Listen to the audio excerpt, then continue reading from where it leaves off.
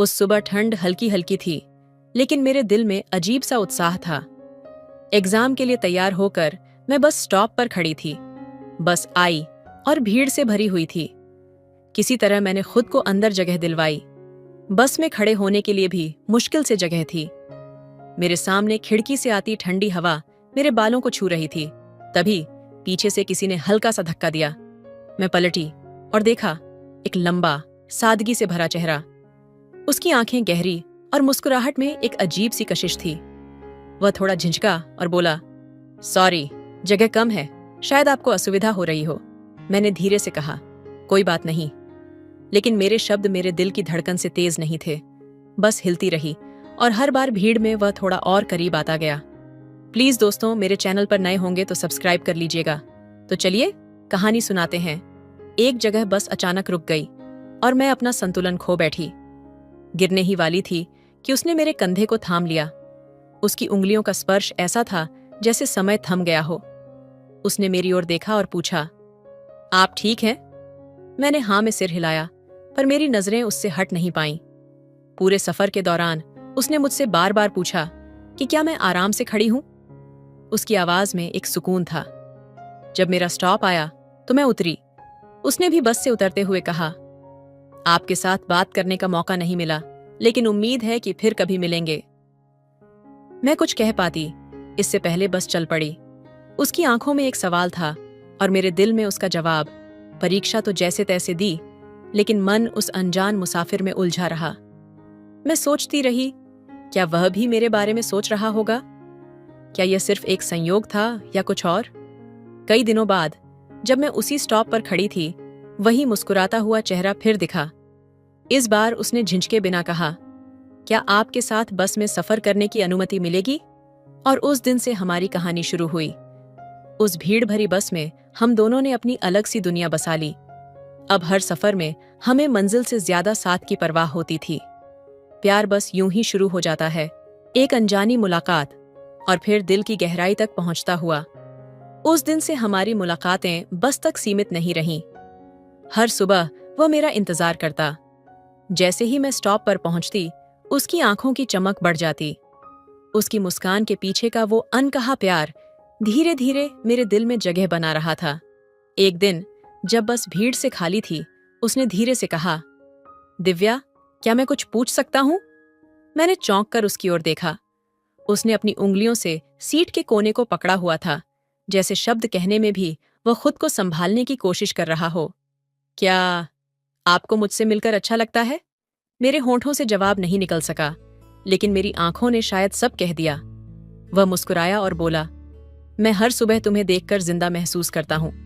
क्या तुम्हें कभी ऐसा नहीं लगता कि कुछ बातें बस कह दी जानी चाहिए? उसकी आवाज में इतनी गहराई थी कि मैं खुद को रोक नहीं पाई। मैंने धीरे से कहा, हाँ, मुझे भी लगता है।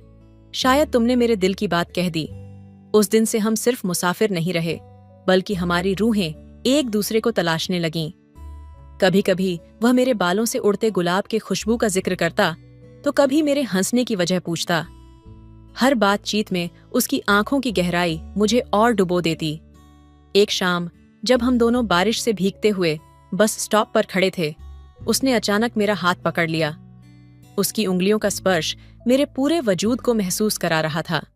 उसने धीरे से कहा, दिव्या, मैं तुम्हें इस ठंडी बारिश में भीगते देख नहीं सकता। तुम्हारे साथ बिताए हर पल ने मुझे यह समझा दिया है कि तुम मेरे जीवन की सबसे खूबसूरत वजह हो। उसकी बातों में इतनी सच्चाई और गर्मजोशी थी कि शीर्षक अनकही धड़कनें, मैं अपनी आंखों से टपकते आंसुओं को रोक नहीं पाई।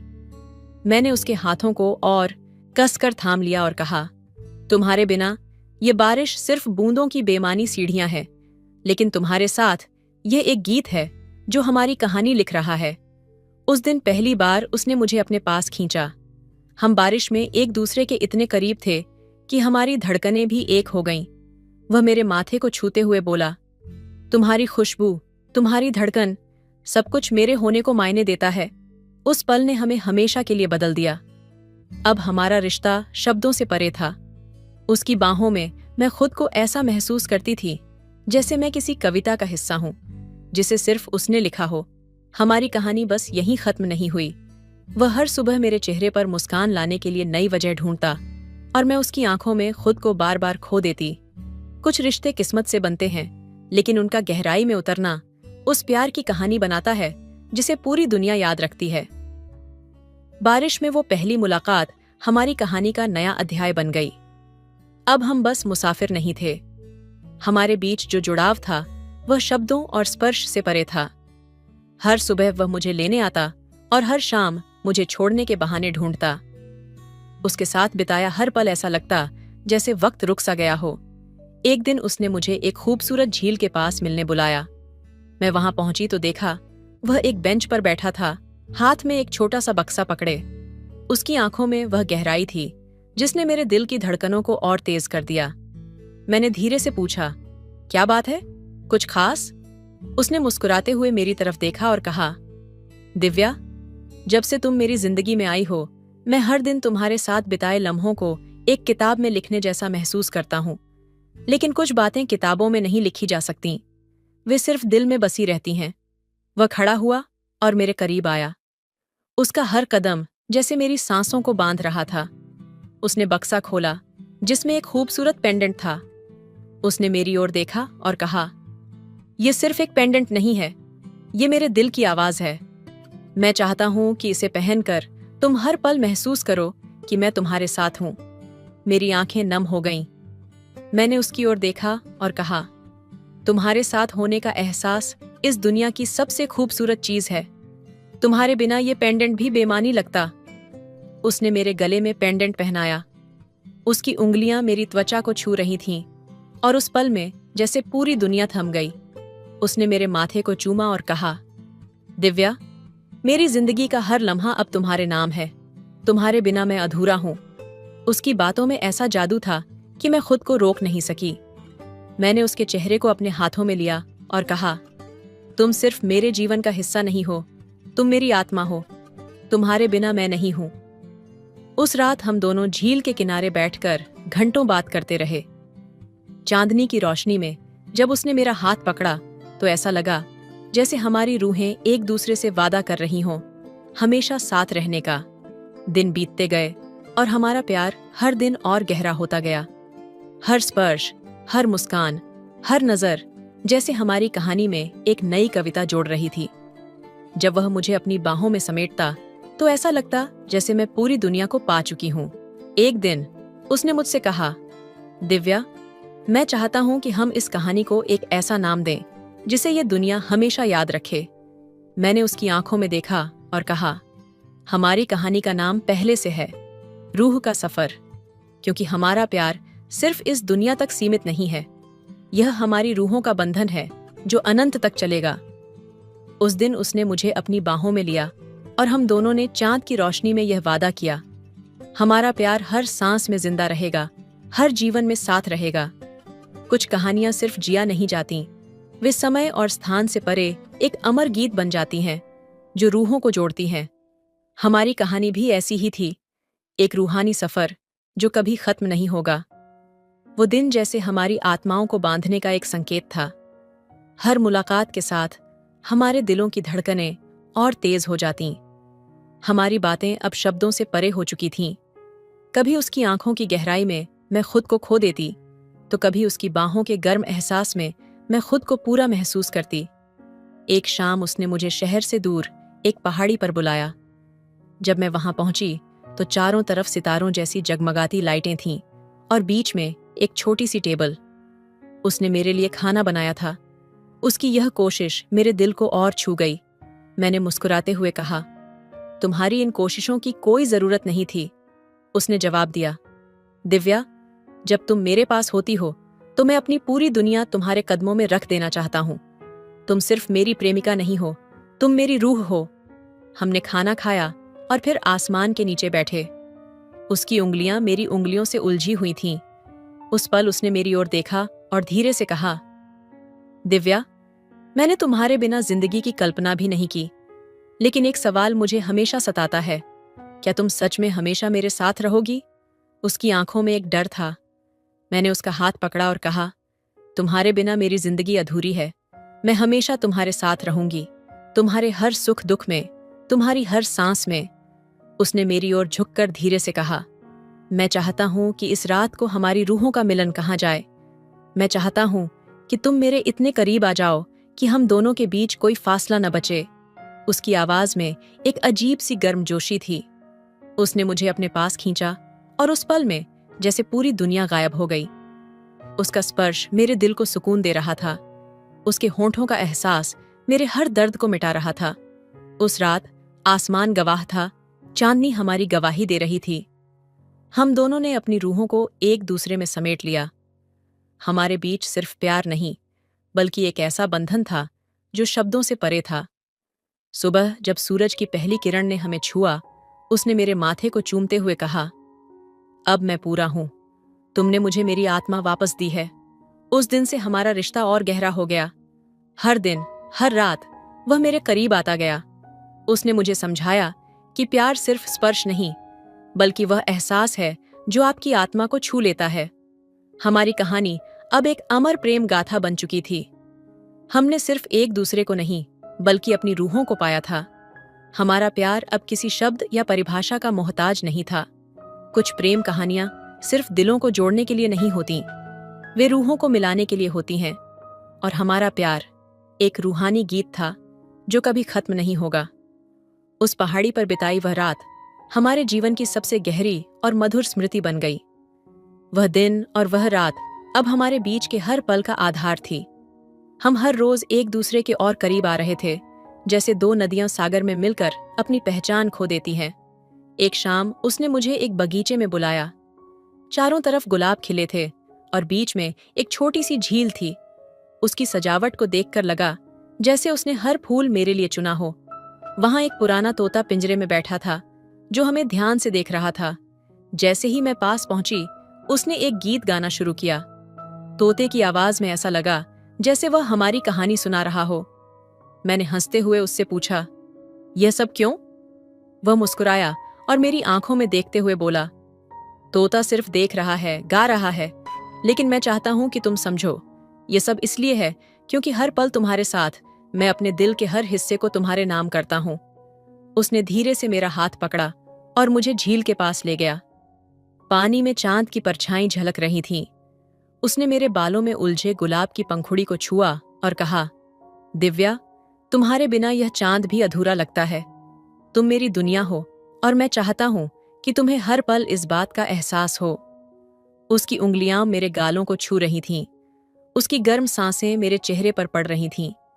मैं अपनी धड़कनों को काबू में नहीं रख सकी। उसने मुझे अपने करीब खींचा और हमारे बीच की दूरी मिट गई। उस पल उसकी बाहों में ऐसा लगा जैसे मैं एक खूबसूरत गीत का हिस्सा बन गई हूं। उसने धीरे से कहा, दिव्या, मैं चाहता हूं कि यह रात कभी खत्म न हो। तुम्हारा हर स्पर्श, तुम्हारी हर मुस्कान मेरे जीवन की सबसे कीमती चीज है।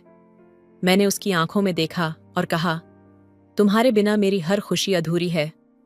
जब तुम मुझे देखते हो तो ऐसा लगता है कि मैं इस दुनिया की सबसे खुशनसीब इंसान हूं। तोता हमारे पास मंडरा रहा था, जैसे वह भी इस पल का हिस्सा बनना चाहता हो। उसने अचानक कहा, प्यार अमर है, प्यार अनंत है। हम दोनों उसकी तरफ देखकर हंसने लगे। उसने मेरी ओर झुककर मेरे होंठों को छुआ। वह स्पर्श ऐसा था जैसे हमारी आत्माओं का मिलन हो रहा हो। उस रात चांद, तारे और वह गीत हमारी प्रेम कहानी का हिस्सा बन गए। अब हमारी हर मुलाकात में वह तोता हमारा साथी बन गया। वह हर बार कुछ नया गाता, जैसे हमारी कहानी को शब्दों में पिरो रहा हो। हम दोनों ने उस तोते को गीत नाम दिया क्योंकि वह हमारी आत्माओं का संदेशवाहक बन गया था। कुछ प्रेम कहानियां समय से परे होती हैं। वे एक गीत बन जाती हैं जो हर दिल को छू जाती हैं। हमारी कहानी भी ऐसी ही थी, एक ऐसा गीत जो रूहों के बीच सदा गूंजता रहेगा। उस पहाड़ी पर बिताई गई वह रात हमारे जीवन का ऐसा मोड़ थी जिसने हमें प्यार के हर पहलू का एहसास कराया। लेकिन कहानी यहीं खत्म नहीं हुई। उस रात के बाद हमारी मुलाकातें और गहरी और खास होती चली गईं। हर दिन हम कुछ ऐसा महसूस करते जिसे शब्दों में पिरोना मुश्किल था। एक नया अध्याय, तोते का संदेश गीत। वह तोता अब हमारी हर मुलाकात का हिस्सा बन चुका था। उसका नाम उसके गुणों से मेल खाता था।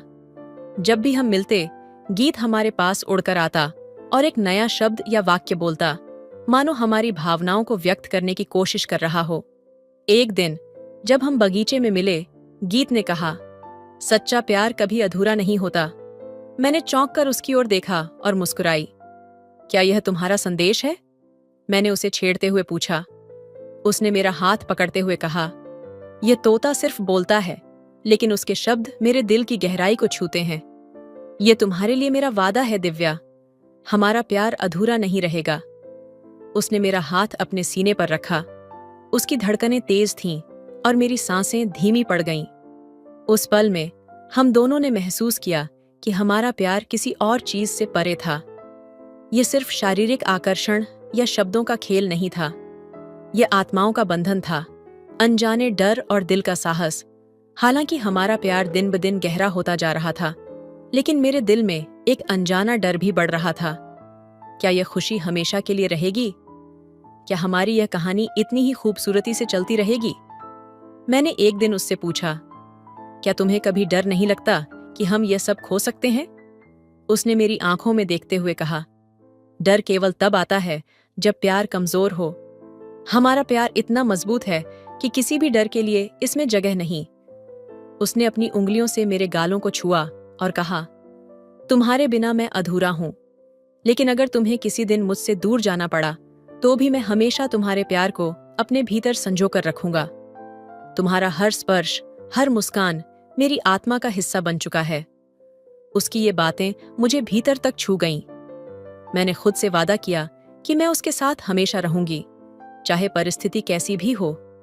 प्रेम का प्रस्ताव एक दिन उसने मुझे झील के पास बुलाया। ये वही जगह थी जहां हमने पहली बार अपने दिल की बात कही थी। जैसे ही मैं वहां पहुंची, मैं चौंक गई। झील के चारों ओर मोमबत्तियों की रोशनी थी और फूलों की खुशबू हवा में घुली हुई थी। वह घुटने पर बैठा, हाथ में एक छोटी सी अंगूठी ली हुए। उसने कहा, दिव्या, मैंने इस जीवन में जितनी भी चीजें महसूस की हैं, उनमें सबसे सच्चा एहसास तुम्हारे प्यार का है। तुम मेरी दुनिया हो, मेरी रूह हो। क्या तुम मेरी जीवन संगिनी बनोगी? मेरी आंखों से आंसू बहने लगे। मैंने हां में सिर हिलाया और कहा, मैं हमेशा तुम्हारे साथ रहूंगी। तुमने मेरी जिंदगी को वो खुशी दी है जिसे मैं शब्दों में बयां नहीं कर सकती। उसने अंगूठी पहनाई और मुझे अपनी बाहों में भर लिया। गीत, वह तोता, आसमान में उड़कर बोलने लगा, सच्चा प्यार कभी हारता नहीं। हमने साथ में एक नया जीवन शुरू किया। हर दिन हमारे लिए एक नई शुरुआत थी। हम दोनों ने मिलकर अपनी एक छोटी सी दुनिया बसाई, जिसमें सिर्फ प्यार, सम्मान और एक दूसरे के लिए गहरी समझ थी। हमारी कहानी सिर्फ हमारे लिए नहीं थी, ये उन सभी के लिए एक संदेश थी जो प्यार पर विश्वास करते हैं। हमारा रिश्ता यह सिखाता था कि सच्चा प्यार सिर्फ भावनाओं तक सीमित नहीं होता, ये आत्माओं का बंधन होता है जो किसी भी परिस्थिति में नहीं टूटता। हर कहानी का अंत जरूरी नहीं होता। कुछ कहानियां रूहों के बंधन के रूप में अनंत तक चलती हैं, और हमारी कहानी, प्रेम का अनंत गीत, हमेशा उन दिलों में गूंजती रहेगी जो सच्चे प्यार पर विश्वास करते हैं। सच्चा प्रेम सिर्फ दिलों को नहीं, आत्माओं को जोड़ता है। यह हर डर और बाधा को पार कर अनंत तक जीवित रहता है। प्रेम वह गीत है जिसे हर दिल सुन सकता है, पर गा वही सकता है जो सच्चे मन से प्रेम करता है। प्यार कभी मांगता नहीं, ये सिर्फ देता है, और जब आत्मा से आत्मा मिलती है तो प्रेम अमर हो जाता है। सच्चा प्यार उन लम्हों में नहीं जीता जो आंखों से देखे जाते हैं, बल्कि उन एहसासों में बसता है जो दिल से महसूस किए जाते हैं। प्रेम तब पूर्ण होता है जब एक दूसरे की कमजोरियों को समझकर उन्हें ताकत बना दिया जाए। प्रेम का सबसे बड़ा उपहार यह है कि ये हमें खुद को भूलकर किसी और में खो जाने का साहस देता है। सच्चा प्यार शब्दों का मोहताज नहीं होता, ये स्पर्श, मुस्कान और आत्मा की गहराई में झलकता है। प्रेम वह जादू है जो दो आत्माओं को एक साथ बांध देता है और उन्हें अनंत तक एक बना देता है। जब प्रेम सच्चा होता है तो यह हर दर्द को मिटा देता है और हर खुशी को कई गुना बढ़ा देता है। प्यार वह एहसास है जो समय और सीमाओं से परे होता है। यह जीवन के हर क्षण को अनमोल बना देता है। सच्चा प्रेम कभी खत्म नहीं होता। यह आत्माओं का वह रिश्ता है जो समय के बंधनों को पार कर अनंत तक चलता है। तो दोस्तों, आपको यह कहानी कैसी लगी कमेंट करके जरूर बताएं। मिलते हैं अगली कहानी में, तब तक अपना ख्याल रखिए। धन्यवाद। हेलो दोस्तों, स्वागत है आपका हमारे YouTube चैनल पर। दोस्तों, आज की कहानी बहुत ही अच्छी है। प्लीज दोस्तों, कहानी को लास्ट तक सुनिएगा। यदि मेरे चैनल पर पहली बार आए होंगे तो प्लीज मेरे चैनल को भी सब्सक्राइब कर लीजिएगा। तो चलिए जल्दी से कहानी सुनाते हैं आपको। रात के 3 बजे का सन्नाटा, अस्पताल के गलियारे गहरी शांति में डूबे थे। दूर कहीं से मॉनिटर की बीप और मरीजों की धीमी कराहने की आवाजें सुनाई दे रही थीं। अंधेरा मानो सब कुछ निगलने को तैयार था। स्नेहा, जो एक अनुभवी और समर्पित नर्स थी, नाइट ड्यूटी पर थी। अपने जीवन के हर कोने में दर्द और खालीपन लिए वह अपने काम में लीन रहती, जैसे दूसरों की जिंदगी संवार कर अपनी अधूरी जिंदगी को भरने की कोशिश करती हो। उस रात अचानक इमरजेंसी वार्ड में शोर हुआ। कुछ लोग बदहवास हालत में एक युवक को स्ट्रेचर पर लेकर आए। उनकी आवाज कांप रही थी। डॉक्टर को बुलाइए, जल्दी कीजिए, ये सांस नहीं ले पा रहा। स्नेहा ने बिना एक पल गंवाए स्ट्रेचर के पास जाकर मुआयना किया। युवक का चेहरा पीला पड़ चुका था, होंठ नीले हो गए थे और उसकी सांसें टूट रही थीं। वह समझ गई कि स्थिति गंभीर है। अपने अनुभव और संवेदनशीलता के साथ उसने फौरन इंजेक्शन तैयार किया। स्नेहा युवक की ओर झुकी, उसकी मासूमियत से भरी लेकिन दर्द में डूबी आंखें मानो उसे कहीं गहरे अंदर तक छू गईं। लड़ाई जिंदगी और मौत की थी। वह अपने हर कदम को तसल्ली से लेकिन तेजी से उठा रही थी। कुछ घंटों बाद युवक ने धीरे धीरे आंखें खोलीं। उसकी भूरी आंखें जैसे किसी गहरे सवाल में डूबी हुई थीं। पहली नजर उसने स्नेहा पर डाली। वह कुछ बोलने की कोशिश कर रहा था, लेकिन आवाज धीमी थी। स्नेहा ने मुस्कुराते हुए कहा, कैसा लग रहा है तुम्हें? युवक की आवाज कांप रही थी, लेकिन उसमें आभार की एक गहराई थी। आपने मुझे बचा लिया। स्नेहा ठहरकर उसके चेहरे को देखती रही। वह सिर्फ एक मरीज नहीं था। उसकी आंखों में कुछ ऐसा था जो स्नेहा को उसकी अपनी अधूरी कहानी की याद दिला रहा था। समय के साथ युवक का स्वास्थ्य सुधरने लगा। जब भी स्नेहा उसके इलाज के लिए आती, उसकी नजरें स्नेहा की आंखों से हटती ही नहीं थीं। स्नेहा भी यह महसूस कर रही थी कि इस युवक की मासूमियत और आभार ने उसके दिल के किसी कोने को हल्का सा छुआ है। हर बार जब वह कमरे से बाहर निकलती, उसे लगता जैसे उसने किसी अपने से बिछड़ने का दर्द महसूस किया हो। कहानी यहाँ खत्म नहीं हुई थी। ये सिर्फ एक शुरुआत थी। 2 अधूरी जिंदगियां जो एक हादसे के जरिए एक दूसरे से मिली थीं, शायद किसी अंजाम की तरफ बढ़ रही थीं। स्नेहा की जिंदगी का वह नया दिन जैसे किसी पुराने दर्द को मिटा देने का वादा लेकर आया था। युवक, जिसका नाम आदित्य था, अब पहले से काफी बेहतर था। उसकी आंखों में गहरी बेचैनी थी, लेकिन उनमें एक चमक भी थी जो हर बार स्नेहा को देखकर और गहरी हो जाती। आदित्य धीरे धीरे अपनी हालत के बारे में स्नेहा को बताने लगा। एक हादसे में वह अपने परिवार को खो चुका था और वह अकेला रह गया था।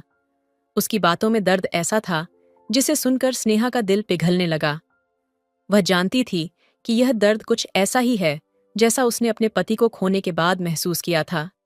एक रात जब स्नेहा वार्ड में चेकअप के लिए आई, आदित्य ने झिझकते हुए कहा, आप हमेशा इतनी शांत और मजबूत कैसे रह पाती हैं? स्नेहा ने कुछ पल सोचा, फिर मुस्कुराते हुए बोली, शायद इसलिए क्योंकि मैंने समझ लिया है कि दूसरों की मदद करना ही मेरे जख्मों को भरने का सबसे अच्छा तरीका है। आदित्य की नजरें स्नेहा के चेहरे पर टिक गईं। उसने कहा, आपकी आंखों में भी दर्द है। आप उसे छिपाती हैं, लेकिन मैं देख सकता हूं। क्या मैं सही कह रहा हूं? स्नेहा की मुस्कान धीमी पड़ गई। पहली बार किसी ने उसके भीतर के खालीपन को इस तरह महसूस किया था।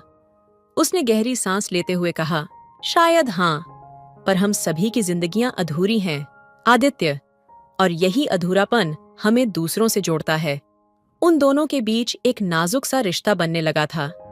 स्नेहा का दिल, जो अब तक बस अपने काम और मरीजों की सेवा के लिए धड़कता था, अब एक नई उम्मीद से भरने लगा। आदित्य भी अब पहले से ज्यादा जिंदा महसूस करने लगा था। कुछ दिनों बाद आदित्य को अस्पताल से छुट्टी मिल गई। जब वह जाने लगा तो उसके चेहरे पर अजीब सी उदासी थी। स्नेहा ने उसकी फाइल पकड़ते हुए हल्की मुस्कान से कहा, अब तुम बिल्कुल ठीक हो, बस अपना ध्यान रखना। आदित्य ने रुककर कहा, क्या मैं कभी आपको फिर से देख पाऊंगा? स्नेहा की आंखों में एक अजीब सा संकोच था। उसने धीरे से कहा, शायद। जिंदगी बहुत अजीब है आदित्य, ये हमें वहीं ले जाती है जहां हमें होना चाहिए। आदित्य ने उसे एक गहरी नजरों से देखा और चला गया। स्नेहा वहीं खड़ी रही, जैसे उसने किसी अपने को फिर से खो दिया हो। स्नेहा ने सोचा कि आदित्य बस एक मरीज था, लेकिन उसकी जिंदगी में अब एक खालीपन लौट आया था। एक रात जब वह अस्पताल की बालकनी में खड़ी थी, ठंडी हवा के बीच उसने अपने दिल की धड़कनों को आदित्य की यादों में उलझा पाया। कुछ हफ्ते बीत गए। एक शाम जब स्नेहा अस्पताल से निकलने को तैयार थी, उसने मुख्य दरवाजे पर आदित्य को खड़ा पाया। उसके हाथ में एक छोटा सा गुलाब था। मैंने सोचा, अगर जिंदगी हमें वहीं ले जाती है जहां हमें होना चाहिए, तो शायद मुझे यहीं होना चाहिए, आदित्य ने कहा। स्नेहा की आंखों में आंसू आ गए। इतने सालों में पहली बार उसने खुद को फिर से महसूस किया। वह चुपचाप खड़ी रही और आदित्य ने उसका हाथ थाम लिया। दोनों की आंखों में एक अधूरी जिंदगी पूरी होने की उम्मीद चमक उठी, और उसी पल जैसे जिंदगी ने उन्हें एक नई शुरुआत का मौका दिया। स्नेहा और आदित्य के बीच जो अनकहा रिश्ता पनप रहा था, वह किसी वसंत की तरह धीरे धीरे खिलने लगा। आदित्य अस्पताल से छुट्टी पाकर घर चला गया था, लेकिन स्नेहा का ख्याल उसके साथ हर जगह था। वह हर दिन उन पलों को याद करता जब स्नेहा ने न केवल उसकी जान बचाई थी, बल्कि उसकी टूटती हुई उम्मीदों को भी सहारा दिया था। स्नेहा के लिए भी आदित्य महज एक मरीज नहीं था। वह उन अनगिनत रातों में, जब वह अकेले अपने कमरे में बैठी होती, आदित्य की मुस्कान और उसकी आंखों में झलकती कृतज्ञता को याद करती। वह खुद से सवाल करती, क्या यह सही है? क्या मेरी जिंदगी में अब भी प्यार के लिए कोई जगह हो सकती है? कई हफ्ते बीत गए।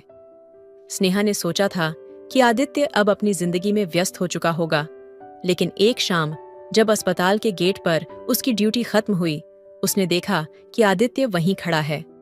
हल्की ठंड थी और आदित्य के हाथों में एक छोटा सा लिफाफा था। स्नेहा कुछ पल के लिए ठिठक गई। तुम यहाँ क्यों आए हो आदित्य? उसने हल्की फटकार के साथ पूछा, लेकिन उसकी आवाज में अपनापन था। आदित्य ने हिचकिचाते हुए कहा, बस आपको यह देने आया था। उसने लिफाफा स्नेहा की ओर बढ़ा दिया। स्नेहा ने चौंकते हुए लिफाफा खोला। उसमें एक पन्ना था जिस पर आदित्य ने अपने मन की हर बात लिखी थी। कैसे उसने स्नेहा में न केवल एक नर्स, बल्कि अपनी जिंदगी की रोशनी देखी थी। उसने लिखा था, आपने मुझे सिर्फ मौत के मुंह से नहीं निकाला, बल्कि मुझे जीने का नया मकसद दिया। मुझे नहीं पता ये प्यार है या आभार, लेकिन आपके बिना मेरी जिंदगी अधूरी लगती है। स्नेहा ने धीरे से पन्ना मोड़कर अपनी मुट्ठी में दबा लिया। वह आदित्य की आंखों में देख रही थी और पहली बार उसने खुद को कमजोर महसूस किया। आदित्य, ये सही नहीं है। मैं तुमसे उम्र में बड़ी हूं। मेरी जिंदगी के हिस्से में बहुत कुछ ऐसा है जो तुम्हें कभी समझ नहीं आएगा। आदित्य ने एक गहरी सांस ली। जिंदगी को सही और गलत में बांटना इतना आसान नहीं है स्नेहा। मैं बस यह जानता हूं कि जब मैं आपके साथ होता हूं तो मुझे लगता है मैं फिर से जिंदा हूं। स्नेहा ने कुछ नहीं कहा। वह चुपचाप अपनी गाड़ी की ओर बढ़ गई। लेकिन उस रात वह सो नहीं पाई।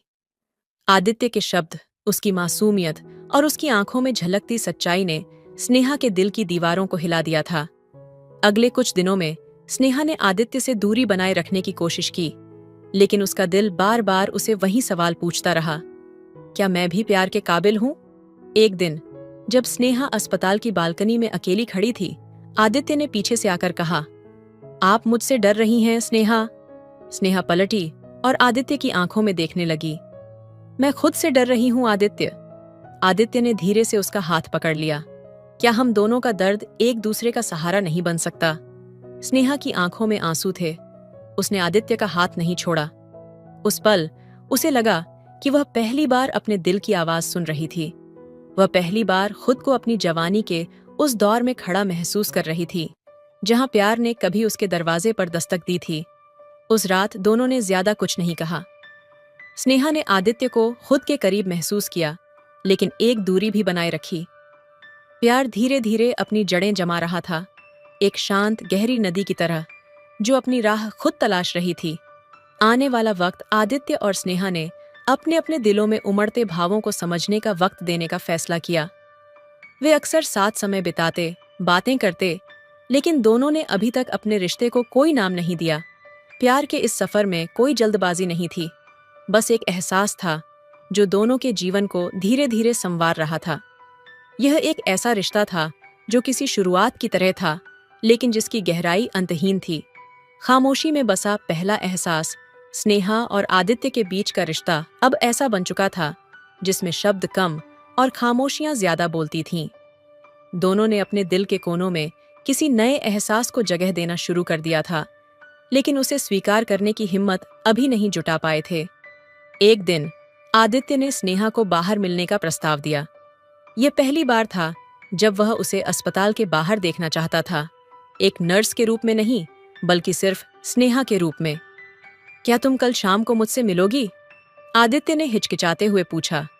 स्नेहा ने कुछ पल सोचा। आदित्य, मुझे नहीं लगता कि यह सही है। आदित्य ने मुस्कुराते हुए कहा।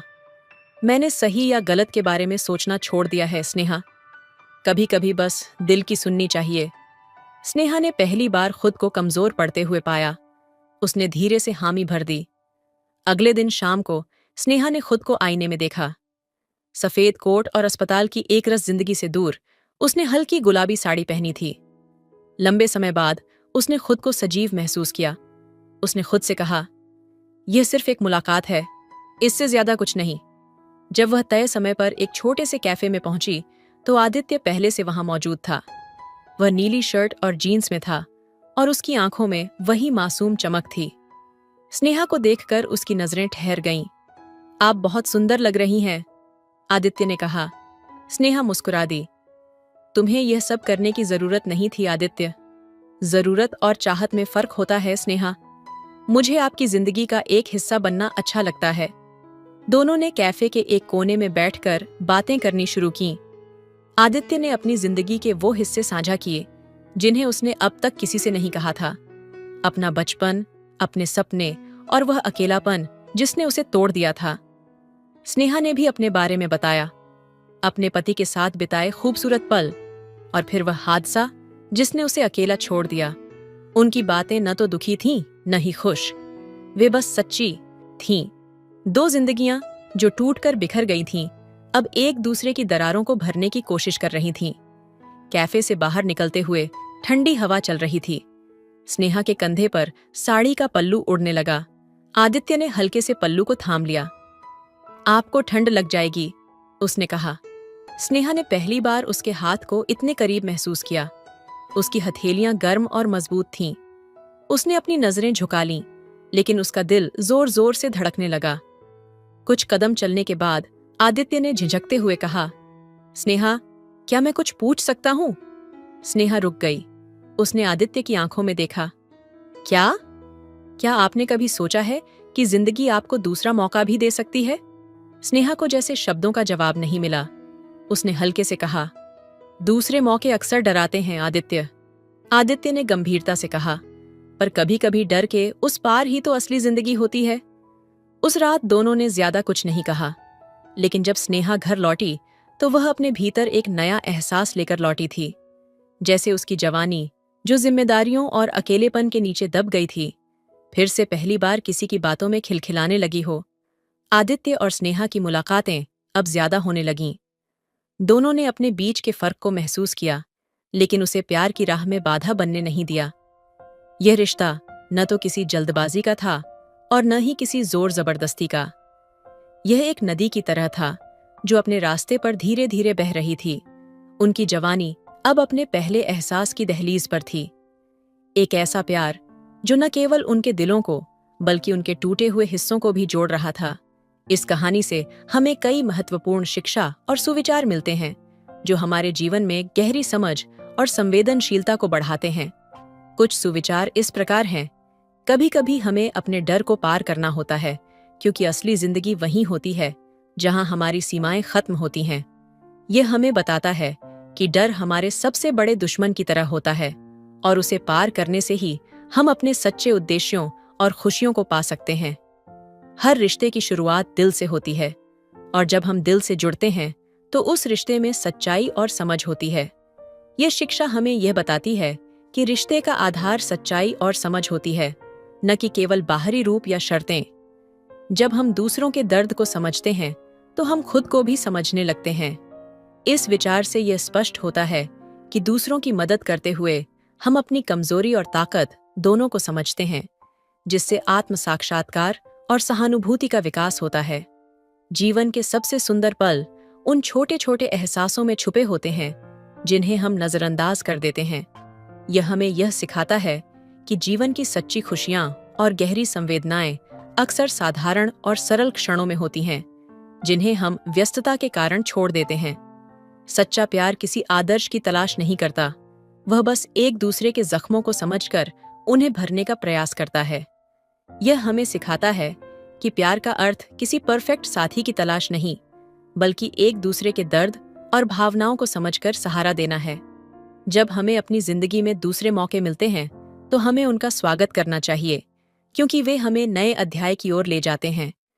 ये विचार यह बताता है कि हमें जीवन के हर नए मौके को गले लगाना चाहिए, क्योंकि वे हमारी व्यक्तिगत वृद्धि और आत्मनिर्भरता की दिशा में मार्गदर्शन करते हैं। इन सुविचारों के माध्यम से हम यह समझ सकते हैं कि जीवन में सच्चाई, समझ, संवेदनशीलता और साहस सबसे महत्वपूर्ण है, और इन्हीं गुणों से हम अपने रिश्तों और खुद की दुनिया को सशक्त बना सकते हैं। तो दोस्तों, आपको यह कहानी कैसी लगी, कमेंट करके जरूर बताइए। मेरी 35 साल की कुंवारी बहन कई साल बाद घर आई थी। शादी में दिलचस्पी न होने की वजह से पापा से लड़ाई झगड़ा करके जॉब करने दूसरे शहर चली गई थी। तब से वह वहीं पर रह रही थी। उसके आने के बाद से वह हमेशा मेरे आसपास घूमती रहती। एक दिन जब मम्मी पापा घर पर नहीं थे, तब मैंने कपड़े पहनते वक्त मेरी जीन्स की चैन गलत जगह पर अटक गई। तब दीदी मेरी मदद के लिए आई, लेकिन उसके बाद उसका अजीब तरह से मुझे अनचाहे जगहों पर छूना शुरू हो गया था। वह बोली, तुम तो अभी 16 साल के हो, फिर तुम्हारा हिसाब किताब तो बहुत बड़ा, तुम तो बहुत बड़े हो गए हो। ऐसा बड़बड़ाते हुए दीदी ने मेरा देखा। हेलो दोस्तों, स्वागत है आपका हमारे YouTube चैनल पर। प्लीज दोस्तों, आपसे विनती है कि मेरी चैनल को सब्सक्राइब कर लीजिएगा। तो चलिए कहानी सुनाते हैं। मेरा नाम राहुल है, मैं 10th क्लास में पढ़ता हूँ। कुछ समय पहले मेरी दीदी रिया कई सालों बाद हमारे घर आई थीं। वो 30 साल की थीं और अभी तक उनकी शादी नहीं हुई थी।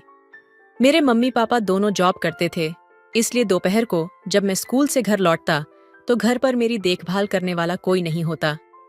शायद यही वजह थी कि पापा ने दीदी को हमारे साथ रहने के लिए बुला लिया था।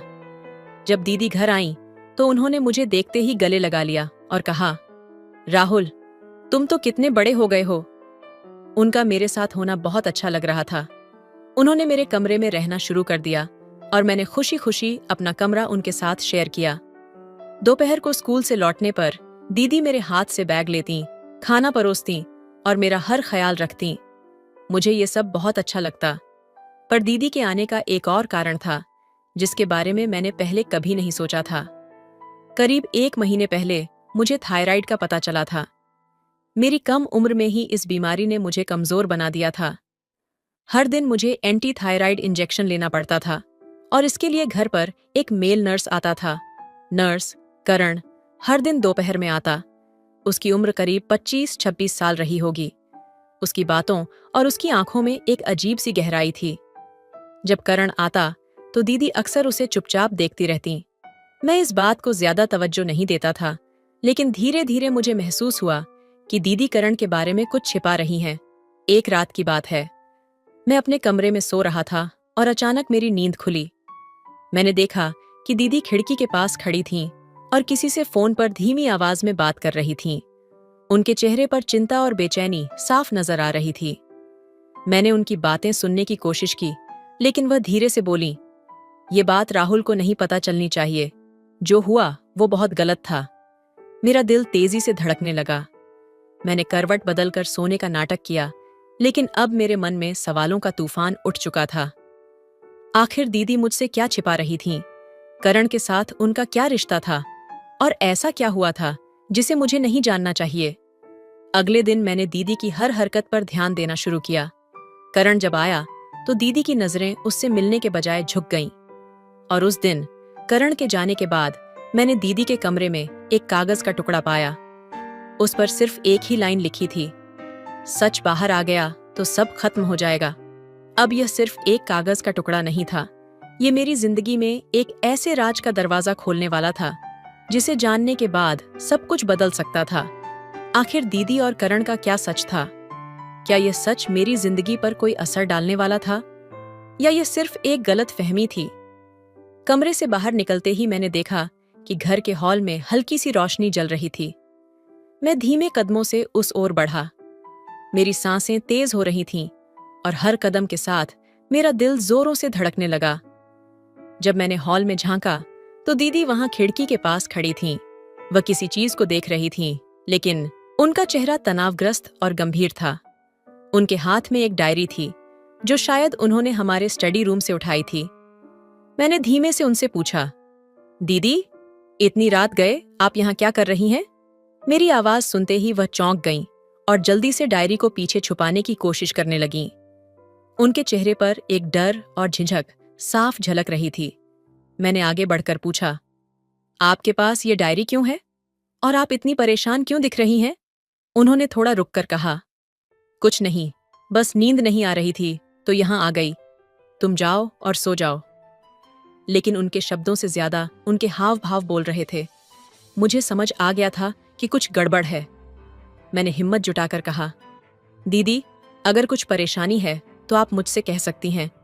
मैंने आपकी रातों के अजीब व्यवहार को भी नोटिस किया है। कृपया मुझे सच बताइए। उन्होंने मेरी ओर देखा और उनकी आंखों में आंसू भर आए। थोड़ी देर चुप रहने के बाद उन्होंने कहा, यह सच है कि मैं ठीक नहीं हूं, लेकिन मैं तुम्हें कुछ बताने से डर रही हूं। मैंने उनका हाथ पकड़ा और कहा, आप मुझ पर भरोसा कर सकती हैं। कुछ देर बाद उन्होंने धीरे धीरे अपनी बात शुरू की। उन्होंने बताया कि वह पिछले कुछ समय से किसी मानसिक तनाव से जूझ रही थीं। उन पर एक भारी दबाव था जो वह किसी से साझा नहीं कर पा रही थीं। उनका रातों का व्यवहार इसी मानसिक स्थिति का नतीजा था। उन्होंने कहा, यह डायरी हमारी माँ की है। इसमें उनकी पुरानी बातें लिखी हैं जो मुझे परेशान कर रही हैं। माँ ने अपने संघर्ष और दुखों के बारे में लिखा है जो शायद मैं कभी समझ नहीं पाई। अब वह बातें मुझे डराने लगी हैं। मैंने उनकी बातों को ध्यान से सुना और महसूस किया कि दीदी को मेरी मदद की जरूरत है। मैंने उनसे वादा किया कि हम इस समस्या का समाधान मिलकर ढूंढेंगे। चारों ओर नजर दौड़ाई तो दीदी को मम्मी पापा के कमरे के बाहर खड़ा पाया। वो हल्के से दरवाजे की ओर झांक रही थीं। मैं सोच में पड़ गया, वो ऐसा क्यों कर रही हैं? मन में सवाल उठने लगा। मैंने उनके पास जाने की सोची, लेकिन तभी वो पलटकर मेरे कमरे की ओर आ गईं। अगर मुझे देख लेती तो शायद उन्हें लगता कि मैं उनका पीछा कर रहा हूं। इसलिए मैं चुपचाप अपनी जगह लौट आया और सोने का नाटक करने लगा। थोड़ी देर बाद दीदी भी कमरे में आईं। वो चुपचाप अपनी जगह पर लेट गईं, लेकिन उनका व्यवहार अजीब लग रहा था। वो मेरे पास आईं और बड़े प्यार से मेरे सिर पर हाथ फेरने लगीं। उनका ये अनकहा स्नेह मुझे थोड़ा असमंजस में डाल रहा था, लेकिन उनके चेहरे पर एक बेचैनी थी, जैसे वो खुद भी किसी उलझन में हों। अगले दिन दोपहर को घर में सिर्फ हम दोनों ही थे। दीदी मुझे पढ़ाई करा रही थीं। मैंने उनकी खूबसूरती की तारीफ करते हुए सहजता से पूछा, दीदी, तुम इतनी सुंदर हो, फिर भी तुम्हारी शादी क्यों नहीं हुई? दीदी ने मुस्कुराते हुए कहा, पहले मुझे लगता था कि शादी बस एक जिम्मेदारी है, लेकिन अब लगता है किसी का साथ होना जरूरी है। पर अब मेरी उम्र इतनी हो गई है कि सही जोड़ीदार मिलना मुश्किल हो गया है। उनके जवाब में कहीं एक अधूरी उम्मीद थी जिसे मैं समझ नहीं पा रहा था। मैंने फिर सवाल नहीं किया और चुपचाप पढ़ाई करने लगा। थोड़ी देर बाद डॉक्टर अंकल मुझे इंजेक्शन देने आए। इंजेक्शन लेने के बाद मैं सो गया। जब जागा तो भूख लग रही थी। मुझे पास्ता खाने का मन हुआ। मैंने दीदी से कहा, दीदी, क्या मेरे लिए पास्ता बना दोगी? वो मम्मी के कमरे में थीं। जब मैं वहां पहुंचा तो देखा वो किसी गहरी सोच में थीं। बारिश की बूंदों ने जैसे ही खिड़की पर दस्तक दी, मैं अपनी किताब बंद कर खड़ा हो गया। दीदी अभी अभी नहाकर बाहर आई थीं। उनके गीले बाल और हल्के गुलाबी गाउन ने कमरे को एक अलग सी महक और चमक से भर दिया। वह अपने आप को शीशे में देखकर मुस्कुरा रही थीं, जैसे वह कोई पुरानी यादों में खो गई हों। मैं बाहर खड़ा सोच रहा था कि वह इतने ध्यान से क्या देख रही हैं। मेरी भूख अब नियंत्रण से बाहर हो रही थी और मैं कमरे के अंदर चला गया। अरे राहुल, उठ गए। बताओ, कैसी लग रही हूं? दीदी ने हंसते हुए पूछा। मैंने मुस्कुराकर कहा, दीदी, आप तो हमेशा अच्छी लगती हैं, लेकिन मुझे भूख लगी है। क्या आप पास्ता बना सकती हैं? दीदी ने हंसते हुए मेरे गाल पर हल्की सी थपकी दी। तुम्हें तो हमेशा खाना ही चाहिए। अच्छा, तुम बैठो, मैं तुम्हारे लिए पास्ता बनाती हूँ। कुछ ही देर में वह पास्ता लेकर आई और हम दोनों ने साथ बैठकर खाना खाया। उस रात मैंने महसूस किया कि दीदी के चेहरे पर एक अनकही दुविधा थी, जो शायद उनकी मुस्कान के पीछे छिपी थी। रात को जब मैं पानी पीने के बहाने उठा तो मैंने देखा कि दीदी बालकनी में खड़ी हैं। मैं चुपचाप उनके पास गया और पूछा, क्या बात है दीदी, आप इतनी चुप क्यों हैं? उन्होंने हल्की मुस्कान के साथ कहा, राहुल, क्या तुम्हें लगता है कि मुझे अब शादी कर लेनी चाहिए? ये सवाल अचानक था। मैं कुछ देर सोचता रहा, फिर कहा, दीदी, शादी सिर्फ एक निर्णय नहीं, बल्कि एक भावना है। जब आपको लगे कि आपका साथी आपके जीवन को और बेहतर बना सकता है, तब वही सही समय होगा। दीदी ने मेरी बात ध्यान से सुनी और उनकी आंखों में एक अलग सी चमक थी। वह मुस्कुराई और कहा, तुम बड़े हो गए हो राहुल, शायद अब तुम समझने लगे हो। उस पल में मुझे महसूस हुआ कि रिश्तों का मतलब केवल सामाजिक परंपराएं नहीं, बल्कि आपसी समझ और भावनात्मक जुड़ाव है। उस रात हमने बहुत सारी बातें की और एक दूसरे को और बेहतर समझा। राहुल के लिए उसका घर हमेशा एक सुरक्षित जगह थी, लेकिन एक दिन उसने एक ऐसी चीज देखी जिसे वह कभी नहीं भूल पाया। वह कमरे में अकेला था और अचानक मम्मी पापा के बीच एक बेहद प्यारी बातचीत ने उसे यह सोचने पर मजबूर कर दिया कि प्यार क्या होता है। उसने देखा कि मम्मी पापा एक दूसरे के करीब थे और यह प्यार का एहसास उसे गहरे से छू गया। लेकिन उस दिन के बाद कुछ बदलने लगा। राहुल की बड़ी बहन दीदी ने अचानक अपने कपड़े बदले और खुद को ज्यादा सजी धजी हुआ महसूस करने लगी। वह जानता था कि दीदी के मन में कुछ अलग था और उसे महसूस हुआ कि अब दीदी को खुद से ज्यादा समझने की जरूरत थी। कुछ दिन बाद राहुल ने एक दिन दीदी से पूछा, क्या तुम्हें भी किसी के साथ अपना जीवन बिताने की इच्छा होती है? दीदी ने उसकी बात को महसूस किया और उसकी आंखों में आंसू थे। वह धीरे से बोली, तुम्हारी समझदारी ने मुझे चौंका दिया राहुल। मैं सोच रही थी कि तुम छोटे हो, लेकिन अब समझ आई कि तुम बहुत बड़े हो गए हो। वह दिन दीदी और राहुल के रिश्ते में एक नई समझ और गहरे संबंध की शुरुआत थी। दीदी ने राहुल को बहुत ही समझदारी से सिखाया कि प्यार केवल शारीरिक संबंध नहीं होता, बल्कि यह एक गहरी भावना होती है जिसे सिर्फ समझने और महसूस करने की जरूरत होती है। राहुल ने महसूस किया कि रिश्ते और भावनाएं समय के साथ बदलती हैं और इसके साथ खुद को भी समझना जरूरी है। राहुल की गर्मी की छुट्टियां शुरू हो चुकी थीं, लेकिन मम्मी पापा अपनी ट्रिप पर गए हुए थे और घर में सिर्फ वह और दीदी अकेले थे। एक दिन दीदी ने उसे बताया, राहुल, तुम्हारे लिए मैंने गोलगप्पे बनाए हैं। वह उसके साथ बैठकर उसे गोलगप्पे खिला रही थी और राहुल धीरे धीरे समझने लगा कि प्यार की सबसे खूबसूरत बात यह है कि वह बिना शर्त होता है। दीदी ने राहुल से कहा, तुम बड़े हो गए हो, अब तुम मेरे लिए और भी खास हो। समय के साथ राहुल ने महसूस किया कि प्यार सिर्फ एक व्यक्ति से नहीं, बल्कि पूरे परिवार से होता है। रिश्तों का सही एहसास उसे समझ में आने लगा। लेकिन फिर एक दिन राहुल अचानक बीमार हो गया और उसे अस्पताल में भर्ती करवा लिया गया। डॉक्टरों ने बताया कि उसे एक मानसिक स्थिति का सामना करना पड़ा है, जिसमें उसने अपनी कल्पनाओं में एक अलग दुनिया बनाई। यह उसके अंदर चल रहे तनाव और भावनाओं का परिणाम था, क्योंकि वह कभी भी खुद से अपने परिवार के साथ पर्याप्त समय नहीं बिता पाया था। जब राहुल आईसीयू से बाहर आया तो मम्मी पापा ने उसे और उसकी भावनाओं को समझने की पूरी कोशिश की। दीदी भी उसके पास आई और माफी मांगी। वह बोली, राहुल, मैं तुम्हारी देखभाल करना चाहती थी, लेकिन कभी अपनी दुनिया में खो गई। तुम्हारी वजह से ही मुझे सही रास्ता मिला। इस घटना के बाद राहुल और उसके परिवार ने यह समझा कि एक स्वस्थ और प्यार भरा रिश्ता केवल तब बनता है जब हम एक दूसरे से बात करते हैं, समय बिताते हैं और एक दूसरे के भावनाओं को समझते हैं। प्यार सिर्फ प्रेमी प्रेमिका के बीच का नहीं होता, ये परिवार के हर सदस्य के बीच भी होता है। संदेश: रिश्ते समय और समझदारी से मजबूत होते हैं। बच्चों को प्यार और ध्यान देना न केवल उनका मानसिक और भावनात्मक विकास करता है, बल्कि यह परिवार के हर सदस्य को एक दूसरे से जुड़ने का एक नया तरीका भी देता है। बिल्कुल, बच्चों को सच्चे प्यार और ध्यान की जरूरत होती है ताकि वे आत्मविश्वास और समर्पण के साथ बड़े हों।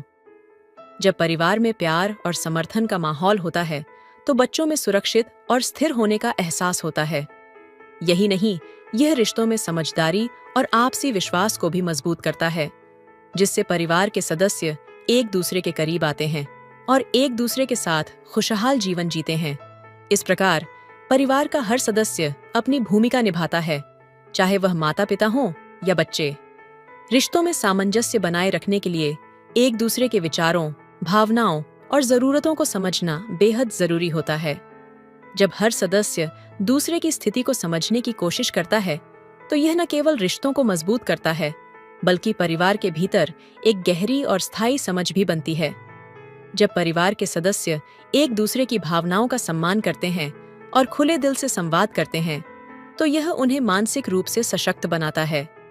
बच्चों को यह सिखाना कि वे अपने विचार और भावनाएं स्वतंत्र रूप से व्यक्त कर सकते हैं, एक ऐसा वातावरण उत्पन्न करता है जहां वे आत्मनिर्भर और जिम्मेदार बनते हैं। यही वह समय होता है जब परिवार के रिश्ते और भी मजबूत हो जाते हैं, क्योंकि हर कोई एक दूसरे की मदद करने को तैयार रहता है। इसके साथ ही परिवार के साथ बिताए गए समय का महत्व भी बढ़ता है। छोटे छोटे पल जैसे एक साथ खाना खाना, खेल खेलना या बस बातों में समय बिताना रिश्तों को और गहरा बनाता है।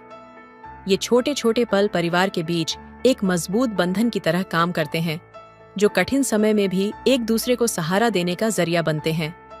जब परिवार में प्यार, समझदारी और समय की कीमत होती है, तो कोई भी बाहरी चुनौती उसे कमजोर नहीं कर सकती। इस तरह से परिवार का हर सदस्य अपने जीवन की हर दिशा में समृद्ध होता है और रिश्ते भी लगातार और मजबूती से आगे बढ़ते हैं। तो दोस्तों, आपको यह कहानी कैसी लगी कमेंट करके जरूर बताएं। मिलते हैं अगली कहानी में। तब तक अपना ख्याल रखिए। धन्यवाद। ठंड की रात और अंकल जी की मदद। सर्दियों की एक कड़ाके की रात थी। चारों ओर घना कोहरा और बर्फीली हवा का शोर था। मैं तब सिर्फ 16 साल की थी और हमारे गांव का तापमान हिमांक से नीचे जा चुका था। घर के सभी सदस्य सो चुके थे। मैं अपने कमरे में अकेले सोने की कोशिश कर रही थी, लेकिन ठंड इतनी अधिक थी कि मेरे हाथ पैर सुन्न हो गए थे। रजाई ओढ़ने के बाद भी ऐसा लग रहा था जैसे ठंड की सुइयां मेरे शरीर को चुभ रही हों। मैं कांपते हुए अपने बिस्तर से उठी और रसोई की ओर गर्म पानी या कुछ और खोजने के लिए चली, लेकिन वहां भी ठंड का ही साम्राज्य था। तभी मेरे दिमाग में ख्याल आया कि अंकल जी का कमरा पास में है और उनकी रजाई हमेशा गर्म होती है। डरते डरते मैं उनके कमरे की ओर बढ़ी। दरवाजा हल्का सा खटखटाया। भीतर से धीमी आवाज में "आ जाओ" सुनाई दी। मैं कांपते हुए अंदर गई और कहा, "अंकल जी, मुझे बहुत ठंड लग रही है। मेरे हाथ पैर सुन्न हो रहे हैं।" अंकल जी ने तुरंत अपनी रजाई का एक हिस्सा उठाया और मुझे उसमें बुला लिया। उनकी रजाई के भीतर का माहौल गर्म और राहत देने वाला था। उन्होंने मुझसे कहा, "डर मत, सब ठीक हो जाएगा, गर्म हो जाओगी।" उन्होंने मेरे हाथ पैर रगड़कर गर्म करने की कोशिश की। धीरे धीरे मुझे ठंड से राहत मिलने लगी। उनकी मदद और देखभाल ने मुझे उस रात एक नई सीख दी। अपने प्रियजनों की मदद करना और सहारा बनना कितनी बड़ी बात होती है। वह रात मेरे लिए सिर्फ ठंड से राहत पाने की नहीं, बल्कि यह महसूस करने की भी थी कि इंसानियत और सच्चे रिश्ते हर कठिनाई को आसान बना सकते हैं। अगली सुबह सूरज की पहली किरणों ने जब खिड़की से झांका, तो मैं एक नई ऊर्जा के साथ उठी। ठंड की वह रात मेरे लिए एक जीवन भर की याद बन गई। ठंड की रात और अंकल जी की देखभाल। जारी रजाई के भीतर धीरे धीरे ठंड से राहत मिल रही थी, लेकिन मेरा मन अभी भी अस्थिर था। मेरे कांपते हाथ पैर को देखकर अंकल जी ने धीरे से कहा, "बेटा, ठंड से घबराना नहीं चाहिए। ये बस कुछ समय की बात है। शरीर को गर्म रखना सबसे जरूरी है।" उनकी आवाज में एक अजीब सी गर्मजोशी थी, जो ठंड के उस माहौल में भी मुझे हिम्मत दे रही थी। उन्होंने अपने पास रखी छोटी कांच की बोतल से गर्म तेल निकाला और मेरे हाथ पैरों पर मलने लगे। उनकी हरकतों में एक अपनापन और अनुभव था। धीरे धीरे मेरी उंगलियां जो पहले सुन्न हो चुकी थीं, अब हल्की हरकत करने लगीं। उन्होंने फिर कहा, जब भी ज्यादा ठंड लगे, कोशिश करना कि शरीर चलता रहे। ठंड में लेटे रहना खतरनाक हो सकता है। मुझे यह बातें बहुत महत्वपूर्ण लगीं। उनकी रजाई की गर्माहट के साथ साथ उनकी बातों ने मेरा डर पूरी तरह से खत्म कर दिया। रात का खास लम्हा थोड़ी देर बाद उन्होंने एक कंबल और लपेटते हुए कहा, चलो रसोई में चलते हैं, वहां कुछ गर्म चाय बना लेते हैं। मैं पहले तो थोड़ा झिझकी, लेकिन उनकी मुस्कान और आत्मीयता ने मुझे प्रेरित किया। हम दोनों रसोई में पहुंचे। अंकल जी ने चूल्हे पर लकड़ियां जलाईं। आग की लपटें जैसे कमरे को रोशन कर रही थीं और मेरे भीतर नई ऊर्जा जगा रही थीं। उन्होंने अदरक और मसालों से भरी चाय बनाई और मेरे हाथ में एक कप थमाया। जब मैंने चाय का पहला घूंट लिया तो लगा जैसे ठंड पूरी तरह गायब हो गई हो। चाय के साथ उन्होंने मेरे बचपन की बातें छेड़ दीं। याद है जब तुम छोटी थी और पहली बार गांव आई थी? उस दिन भी तुम ठंड से कांप रही थी और मैंने तुम्हें अपनी जैकेट पहनाई थी। उनकी बात सुनकर मेरे होंठों पर मुस्कान आ गई। वह पल इतना खास था कि मुझे लगने लगा जैसे उस ठंड की रात ने हमें और करीब ला दिया हो। सुबह की नई शुरुआत उस रात के बाद मैं अपने कमरे में लौट आई, लेकिन अब ठंड का कोई डर नहीं था। सुबह जब उठी तो खिड़की से सूरज की किरणें कमरे में झांक रही थीं। मुझे लगा जैसे रात भर की ठंडक और अंधेरा अब खत्म हो चुका है। जब मैं अंकल जी के पास गई तो उन्होंने हंसते हुए पूछा, तो अब डरती हो ठंड से? मैंने मुस्कुराते हुए जवाब दिया, नहीं अंकल जी, आपकी मदद और प्यार ने सब कुछ आसान कर दिया। उस दिन से मैंने सीखा कि कठिन समय में किसी का सहारा बनना और दूसरों के लिए खड़ा होना ही असली रिश्तों की खूबसूरती है। रसोई में चाय पीते हुए अंकल जी ने अचानक कहा, तुम जानती हो, ठंड जितनी बाहर होती है उससे ज्यादा कभी कभी हमारे भीतर घर कर जाती है। इसे दूर करने का एक ही तरीका है, प्यार और एक दूसरे का सहारा। उनकी बातों ने मेरे भीतर एक गहरा एहसास जगाया। चाय खत्म करने के बाद उन्होंने चूल्हे के पास रखे तवे पर गुड़ और अदरक के साथ गर्म रोटी बनाई। उस रोटी का हर टुकड़ा जैसे ठंड को पूरी तरह पिघला रहा था। ये खाओ बेटा, इससे तुम्हारे अंदर ताकत आएगी, उन्होंने कहा। उनकी आंखों में जो स्नेह था वह मुझे बहुत गहराई तक छू गया। रात के कुछ और पल रोटी खाने के बाद मैं फिर से उनके पास बैठ गई। ठंड से बचने के लिए हम दोनों रजाई में दुबक गए। इस बार माहौल और भी अलग था। अंकल जी ने मुझे अपने पुराने दिनों की कहानियां सुनानी शुरू की। कैसे उन्होंने बचपन में सर्दियों से लड़ाई की थी, कैसे उनकी माँ, मेरी दादी, उन्हें एक मोटा कंबल बनाकर देती थीं। उनकी कहानियों में एक अलग ही मिठास थी। हर शब्द में उनकी जिंदगी के संघर्ष, उनकी ममता और रिश्तों की अहमियत झलक रही थी। मैं पूरी तरह से उनकी बातों में डूब गई। ऐसा लग रहा था जैसे समय थम गया हो और उस ठंड की रात ने हमें और करीब ला दिया हो। सुबह का नया सूरज जब सुबह हुई तो रजाई के अंदर से उठते ही मुझे एहसास हुआ कि मेरे अंदर एक नई ताकत भर गई है। अंकल जी पहले ही उठ चुके थे। वह आंगन में लकड़ी जलाकर आग ताप रहे थे। मैंने उनकी तरफ देखा और मुस्कुराते हुए कहा, अंकल जी, कल रात आपकी मदद के बिना शायद मैं इतनी आसानी से ठंड को नहीं झेल पाती। उन्होंने हंसते हुए कहा, बेटा, इंसान को बस थोड़ा सहारा चाहिए। एक दूसरे की मदद ही हमें मजबूत बनाती है। वह पल मेरे लिए जीवन का सबसे बड़ा सबक था। रिश्तों की ताकत और गर्मजोशी ही वह चीजें हैं जो हमें सबसे कठिन समय में भी जीत दिलाती हैं। मैंने अंकल जी को कसकर गले लगा लिया। वह पल इतना खास था कि उसकी गर्माहट मैं आज भी महसूस कर सकती हूँ। यादें जो हमेशा रहेंगी। उस दिन के बाद से हर बार जब भी ठंड आती है मुझे वह रात याद आती है। अंकल जी की बातों, उनके प्यार और देखभाल ने मेरे दिल पर एक ऐसी छाप छोड़ी जो कभी नहीं मिट सकती। ठंड अब मेरे लिए केवल मौसम नहीं रही, बल्कि रिश्तों की गर्माहट का प्रतीक बन गई। रिश्तों की सर्द रात और गर्मजोशी का एहसास, सुबह की सुनहरी किरणें अब पूरे आंगन में फैल चुकी थीं। हल्की ठंडी हवा अभी भी बह रही थी, लेकिन अब वह ठंड डरावनी नहीं, बल्कि ताजगी देने वाली लग रही थी। अंकल जी मेरे लिए सुबह के नाश्ते में गर्म परांठे बना रहे थे। उनकी हर हरकत में स्नेह झलक रहा था। तुम्हें पता है बेटा, उन्होंने परांठा पलटते हुए कहा, जब मैं तुम्हारी उम्र का था तो ठंड से डरने की बजाय उसे अपने साथी के रूप में स्वीकार करना सीखा था। मेरी माँ कहती थीं कि अगर रिश्तों की गर्मी हो तो कोई भी ठंड टिक नहीं सकती। उनकी बात सुनते सुनते मेरी आंखों के सामने उनका संघर्ष और ममता का चेहरा उभरने लगा। उन्होंने अपने जीवन के हर कठिन पल को सहा, लेकिन अपने परिवार के लिए हमेशा एक मजबूत सहारा बने रहे। यादों का आईना नाश्ता करने के बाद मैं उनके पास बैठ गई। मैं देख सकती थी कि उनके चेहरे पर उम्र की लकीरें थीं, लेकिन उनकी आंखों में एक चमक थी, वह चमक जो अनुभव और प्यार से आती है। उन्होंने मुझे अपने बचपन के कुछ और किस्से सुनाए। जब मैं छोटा था, हमारे पास इतना भी नहीं होता था कि सर्दियों में सबके लिए रजाई बना सकें। माँ हमेशा खुद ठंड सहती और हमें रजाई में छुपा देती। उन्होंने हमें सिखाया कि अपने अपनों के लिए त्याग करना ही असली प्यार है। उनकी आवाज में एक गहराई थी जो मेरे दिल को छू रही थी। उनकी बातों से मुझे एहसास हुआ कि हर रिश्ते में सच्ची गर्मजोशी होती है, बस हमें उसे महसूस करना आना चाहिए। एक और खास पल शाम को, जब सूरज ढलने लगा और ठंड फिर से बढ़ने लगी, तो अंकल जी ने मुझे आंगन में बुलाया। उन्होंने लकड़ियां जलाकर अलाव तैयार किया। हम दोनों अलाव के पास बैठे और उन्होंने कहा, देखो, यह आग ठंड को हराने का प्रतीक है। जीवन में जब भी ठंडे और कठिन समय आए तो इसी तरह रिश्तों और अपने भीतर की आग को जलाए रखना। यही तुम्हें आगे बढ़ने की ताकत देगा।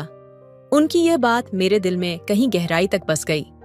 मैंने महसूस किया कि रिश्ते भी इसी आग की तरह होते हैं। अगर उन्हें ध्यान और प्यार से जलाए रखा जाए तो वे हमेशा रोशनी और गर्मी देते हैं। रिश्तों की अहमियत का सबक उस रात मैंने सोने से पहले अपनी डायरी निकाली और उसमें लिखा, ठंड की रातें हमें सिखाती हैं कि जीवन में गर्मजोशी कितनी जरूरी है। ये गर्मजोशी केवल आग से नहीं, बल्कि अपने अपनों के साथ बिताए गए पलों से मिलती है।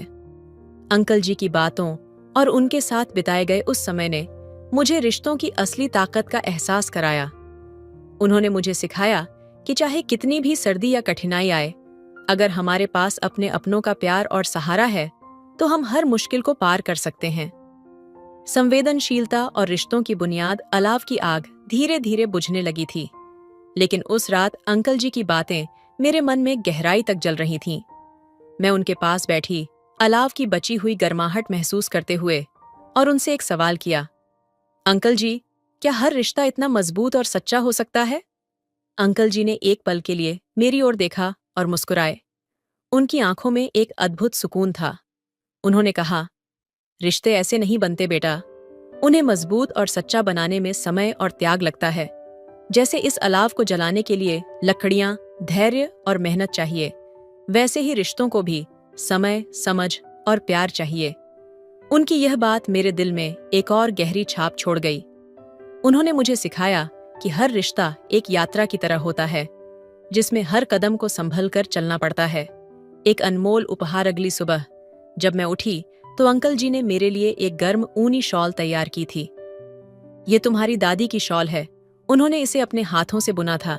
जब भी ठंड महसूस हो, इसे ओढ़ लेना। ये तुम्हें सिर्फ सर्दी से नहीं, बल्कि अकेलेपन से भी बचाएगी। उन्होंने कहा। मैंने वह शॉल अपने कंधों पर ओढ़ ली। उसकी नरम गर्माहट ने मुझे न केवल शरीर से, बल्कि आत्मा से भी सुरक्षित महसूस कराया। वह शॉल अब मेरे लिए सिर्फ एक कपड़ा नहीं, बल्कि दादी और अंकल जी के प्यार और त्याग का प्रतीक बन गई थी। जीवन का नया नजरिया उस दिन के बाद मैं अपने जीवन को एक नई नजर से देखने लगी। हर रिश्ते में मुझे अंकल जी की बातों की गूंज सुनाई देने लगी। मैंने सीखा कि सिर्फ ठंडा मौसम ही नहीं, बल्कि जीवन की ठंडी मुश्किलें भी प्यार, धैर्य और सहारा देकर हराई जा सकती हैं। अंकल जी का वह प्यार और उनकी सीख मेरे जीवन के हर मुश्किल मोड़ पर मेरा साथ देने लगी। जब भी मैं किसी कठिनाई में होती, वह शॉल ओढ़कर उनकी बातें याद करती और खुद को मजबूत महसूस करती। कुछ साल बाद वक्त गुजरता गया। पढ़ाई और काम के सिलसिले में मुझे घर से दूर जाना पड़ा। अंकल जी उम्र दराज हो रहे थे, लेकिन जब भी मैं उनसे मिलने जाती, वह उसी गर्मजोशी और अपनेपन से मुझे गले लगाते। एक दिन जब मैं उनसे मिलने गई तो उन्होंने मुझसे कहा, बेटा, जिंदगी में ठंड हमेशा आती रहेगी, लेकिन अगर तुम अपने भीतर प्यार और समझ का अलाव जलाए रखोगी तो हर ठंड हार जाएगी। उनकी वह आखिरी सीख मेरे लिए अमूल्य थी। वह दिन आज भी मेरी यादों में ताज़ा है, यादें जो कभी खत्म नहीं होंगी। आज जब भी सर्दी की रात आती है और ठंडी हवा मेरी खिड़की से टकराती है, मैं अंकल जी की बातें और उनका दिया हुआ शॉल याद करती हूँ। वह शॉल आज भी मेरे पास है और जब भी उसे ओढ़ती हूँ, ऐसा लगता है जैसे उनकी गर्माहट मेरे साथ है। उनकी देखभाल, उनकी बातें और वह एक रात ने मुझे सिखाया कि जीवन में मुश्किलें हमेशा रहेंगी, लेकिन रिश्तों की गर्मजोशी हमें हर मुश्किल का सामना करने की ताकत देती है। तो दोस्तों, आपको ये कहानी कैसी लगी, कमेंट करके जरूर बताएं और अगर मन करे तो सब्सक्राइब कर दीजिएगा।